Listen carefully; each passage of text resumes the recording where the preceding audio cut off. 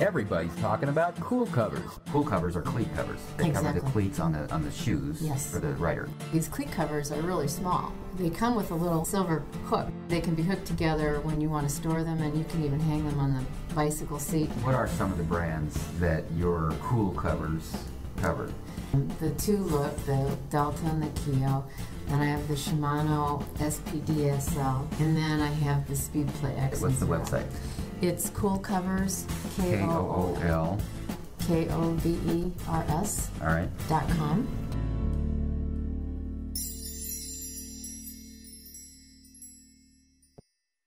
I know we've talked about this before, about that you have this product and that you actually created yourself, right? Yes. Tell me about that. How did you come about creating a product? Well, it was back in 1987, and I had bought a new bicycle on the recommendation of one of my neighbors who was a real bike geek kind of guy. Mm-hmm. And they had bought all the latest and greatest in pedal systems and everything, and the Look pedal system had come out with a clipless, it's a clipless pedal system. It's called what, the Look pedal? Look. Mm-hmm. Okay. And they have cleats on the bottom of the bicycle shoes to engage into the new pedal systems, the clipless pedal systems.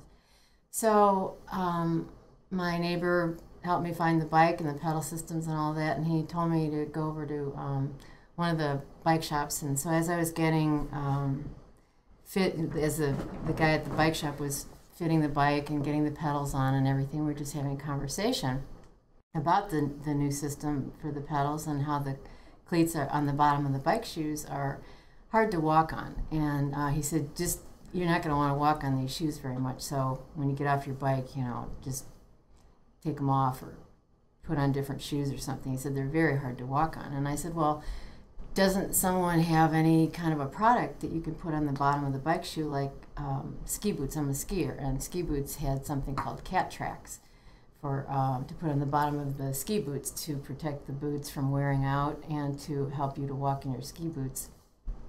And he said, no, but that'd be a great idea.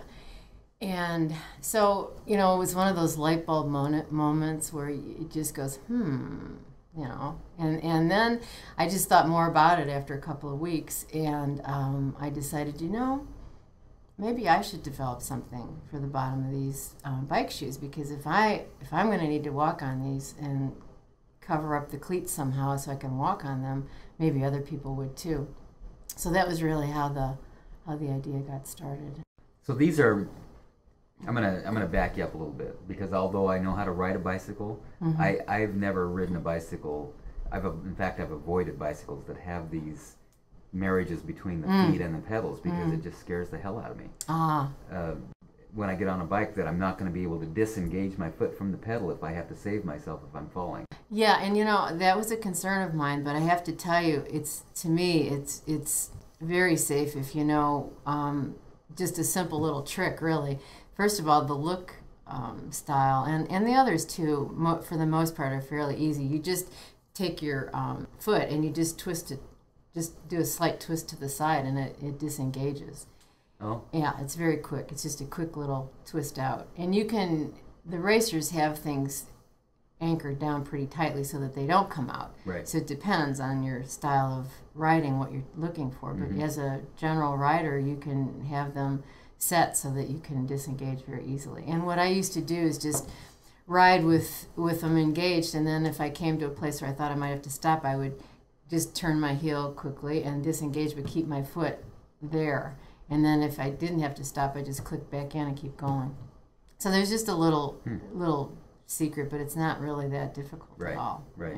I guess I just never took the time to figure it out. And what is the point of having the foot attached to the pedal like that?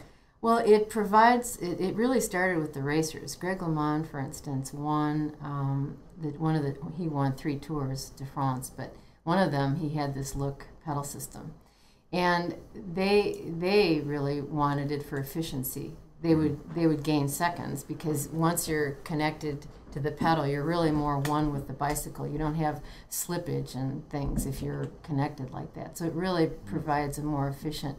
And when you feel the difference, I felt the difference immediately when I was using them. You really do feel one with the bicycle. When you're pedaling, do you actually, once you're connected like that, are you actually pulling up the pedal instead of just pushing down on the other side too? Does that happen?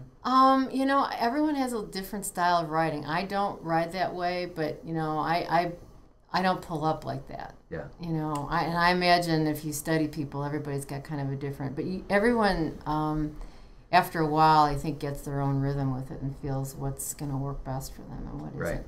Right. But it's a great feeling. I like it because you do feel differently in riding. You don't feel so sloppy. It Right. feels very efficient. Right. So it really did start with the racers and Yeah. then has carried down into the general public. So, since I've never worn these, the look system is one system. Are there other systems like that compete with that, or that are better or worse?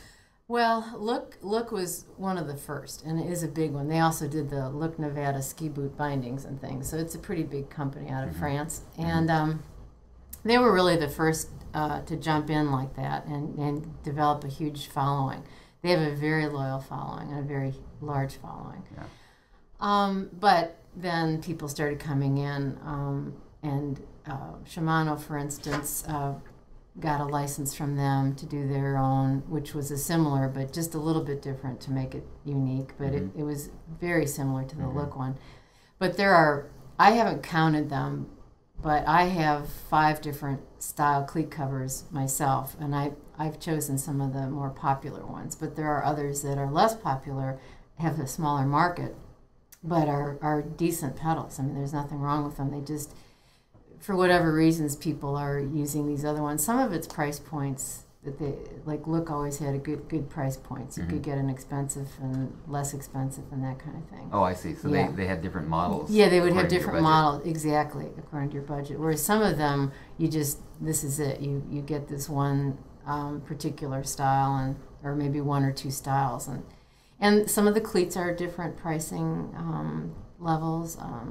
Just the way that they make the cleats, they're all different shapes, sizes, platform sizes, and some are smaller and larger in width and the dimensions. So each cleat cover I design has to be designed specifically for that cleat. You can't just interchange them. So you make cleat covers. Cleat is the right word? Cleat? So Kool Kovers are cleat covers. Cover the Exactly. cleats on the shoes Yes. for the rider. Yeah, so when they get off the bike, then they put the cleat covers on, and then they can walk around, and they're great too because you can walk on hardwood floors or something, and people use them to walk up and down stairs or whatever where they feel like they need to, have something that they can walk on that Right. makes them feel makes it easier to walk on, a lot easier to walk What on. were people doing before there were cleat covers?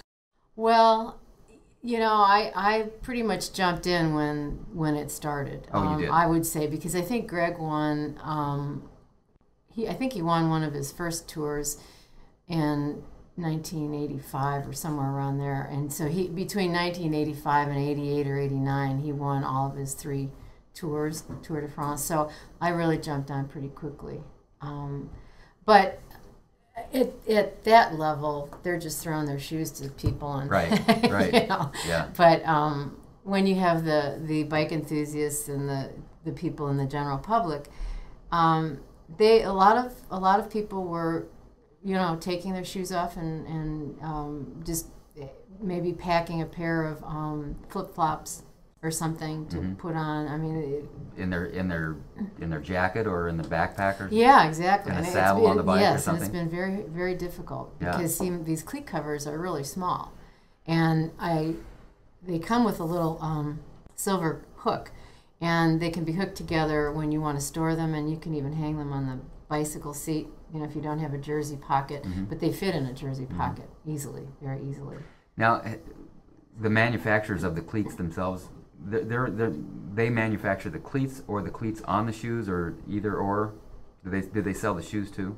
Some of them, yeah. Some of them, like Look had a Look shoe, and then their cleats and different models of the cleats. So you could say, I want this shoe, and I want this cleat on it, and then the retailer would put them together? Yeah, like the shoes started coming with standard hole configurations, so that if you bought a shoe that wasn't a look shoe, you could still use the look cleats. So if you bought a shoe that was made by Specialized or any other company, small or large, they were all making their shoes now with this whole configuration so that those cleats could be mounted on virtually any bike shoe. What are some of the brands that your Kool Kovers cover? Well, we have the Look Delta and the Look Keo. I have the Shimano spd-sl, and it's for the float model cleat. And then the other models I have are the Speed Play X. And that's Shimano? No, Speed Play is another brand. Mm-hmm. They have I have the cleat covers for their X series and their Zero. Campanola has a very loyal following, but it's small compared to these others. We get a lot of calls and emails to do something for the Campy, but it's just such a small market right now. That it wouldn't make sense to manufacture it just doesn't, because our distributors, they want to have the cleat covers that they can sell a lot of. Right. And so I have to be careful with that too, because if my distributors won't pick them up, then we have no outlets really to sell it. Sure. Makes sense. I want to kind of change directions just a little bit here and talk about where do the majority of the people that buy these buy them? Do they go to your website and buy them, or do they buy them in retail shops? Well, we have our website for people who can't find them, especially. I mean, we do it more as a public service, because the main business that we are in is to provide the distributors with our product, and then they send them to the bike shops. So we do have a business on our website, but we also have a map locator on there, and people can click on their particular state and see what cities have bike shops that carry our product. So we're assuming too that we get some people going to our website, and then they're just going to their bike shops that they find on our website. Right. And we also get good feedback from our customers too. They have a way of contacting us, and we hear a lot of good things. We've even used some of those people as our testers. When we come out with a new one, we'll keep those people's names, and we use them because they're very loyal customers. Yeah. Now, any idea on the numbers of people that there are in I don't know, in the United States, in the world, that ride bicycles and use these products, that use cleats and locking pedals? Any idea about that? Well, in our industry, there's sometimes a lack of really good, solid numbers kind of information. But recently I was reading a report that I think it was 39 million Americans claim to ride a bike at least once in a while, you know, during the year. You know, so, I mean, that's quite a big number of people. But then you have to start breaking it down to the enthusiasts, the ones that we call enthusiasts, that ride daily. You know, they just put tons of miles on their bike every week, and a lot of them ride every day. And then there's just different levels of ridership. Sure. Well, I'm just thinking about Christmas coming up here, and what a great gift that might be for somebody. Oh, they're great stocking stuffers. Yeah, they really are. And if people aren't big bicycle riders, but they want to check into this, our website at least has some information about it. It's got pictures so that people could look at the cleats that their friend or spouse has and see if it matches the picture on our website, and they could, if they're trying to buy it secretly for Christmas or something, because some of the non-bike riders aren't sure how this all works. But we also have a phone number they can call, or like I say, there's quite a bit of information on our website about the product itself and how it's made, what it's made of, and but there are pictures of the different cleats and then our corresponding covers. Okay. Yeah. How much are the shoes and cleats typically? Can you give me an idea of range? Oh, yeah, there is a range, definitely. I mean, I think you can spend, you know, 50 to 150, maybe even 200 on shoes. I mean, they can be pretty pricey. So can the pedals. There's really quite a price range. It depends on a lot of things, a lot of factors. But I think you can get some decent shoes, probably under 100. So and now then that the cleats though too. Now that's another issue, that the look cleats and the Shimano cleats are in the $20-$25 range, but the speed play, as you can see here, they have their cleat mechanism inside the cleat rather than on the pedal. So you've got this cleat that isn't just a plastic cleat, but it's got all this metal and mechanism in it. And so these cleats tend to be, I think I heard, as high as $40. So when you've got my covers on there, you're really protecting an expensive piece of property.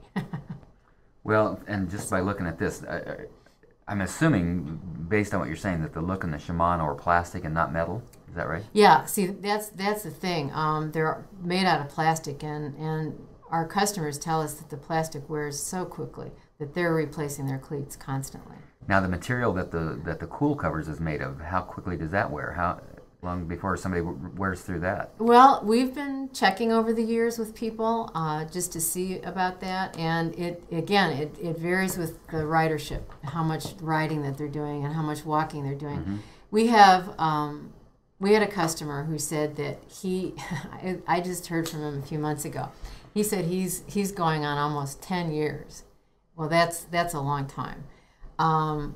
But he's also probably letting them wear through, and they probably look really worn, but he's Mm-hmm. still wearing them. Mm-hmm. I haven't seen them with my own eyes. Mm-hmm. But then we've had people that have said 4 years. Then we have had people that said a year. But see, the group of guys that were using these that said a year, they have to walk, I think it's a quarter of a mile or half of a mile from their home to where they actually start riding. Oh. So they put these on and they walk on, they live in Florida, so it's a combination of like seashells and gravel and all kinds of stuff. And see, the gravel will cut like a knife, and Oh, yeah. you know, these won't wear as well on gravel, but they do hold up, but it's going to be less length of life on something that rough.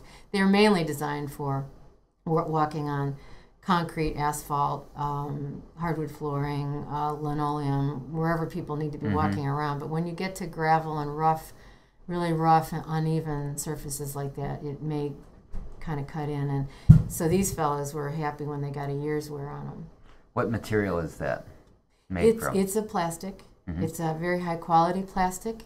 I've actually had somebody call it a Cadillac. But it's a thermoplastic elastomer, which means that it's a kind of plastic that does well in hot temperatures and cold temperatures. So it's not as sensitive. And it's different than my competitors, and that's one of the main reasons why our product is a little higher, a little pricier, because we've checked, and it's probably about 4 times as expensive as the material is? Yeah, the material is just the raw material, yeah. Because, and the competitor's plastic, from what we can tell, and from what our customers tell us, wears even more quickly. I mean, it's a harder plastic, and it tends to wear out more quickly, from what we can figure. Do you ever have any reports of cracking or breaking? No, and in fact, we have never had a return. Never. We have never had a return. We've maybe had a handful, and I mean a handful. I could maybe count 3, maybe 5 at the most, and it was only because they bought the wrong style cleat cover. But you've never had a return for faulty deficiency, for faulty. And you've been doing this for how long? Going on 20 years. So you started in 1988. 1988, no returns. No That's amazing. Yeah. Wow. Yeah. Wow. Yeah. One fellow was hoping that it would have worn a little bit better and didn't wear out as quickly. And then when I found out, he was walking on gravel all the time, and he was quite heavy. He was close to 300 pounds, and he was a very big guy. And was he breaking bicycles too? He was breaking bicycles, yeah. And most of the bike riders tend, anyway. I mean, in our society, seems like everybody's getting a little heavier these days. But in our particular industry, the cycling industry, people tend to be on the lighter side, Right. you know, not quite so heavy. So he understood that there was a combination of gravel and his weight and all of that. So Right. he wasn't even upset about it, but Right. he just wrote to us about that. So Combination of gravel exactly. and Twinkies. Yeah, Huh? gravel and Twinkies. Yeah. Stay out of the gravel and off the Twinkies. Yeah, we should put that in our commercial. They'll last longer if you stay out of gravel and Twinkies. Right.